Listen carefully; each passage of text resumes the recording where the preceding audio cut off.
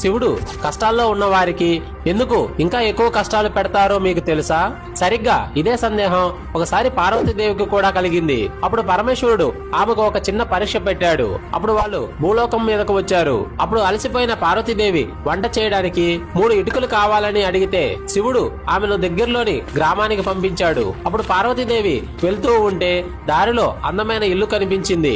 కానీ ఆమె దాన్ని ముట్టుకోలేదు. కొంచెం ముందుకు వెళ్ళాక ఒక పాడుబడిన శిథిలమైన ఇల్లు కనిపించింది. వెంటనే అక్కడ నుండి 3 ఇటుకలు తీసుకొని వెనక్కి వచ్చింది. అప్పుడు పరమశివుడు నవ్వుతూ, దేవి ఆ కొత్త ఇంటి నుండి ఎందుకు తాలేదు అని అడిగాడు. అప్పుడు పార్వతీదేవి, స్వామి ఆ ఇల్లు చాలా అందంగా ఉంది, దానిని పాడు చేయడానికి నా మనసు ఒప్పలేదు. కానీ ఇది అప్పటికే పాడుబడిన ఇల్లు కదా, అందుకే దీని నుంచి ఇటుకలు తీశాను అని చెప్పింది. అప్పుడు పరమశివుడు, చూసావా పార్వతి, నువ్వే ఒక అందమైన ఇంటిని పాడు చేయడానికి ఇష్టపడనప్పుడు ఎవరైతే ధర్మంతో పుణ్య కార్యాలతో తమ జీవితాన్ని అందంగా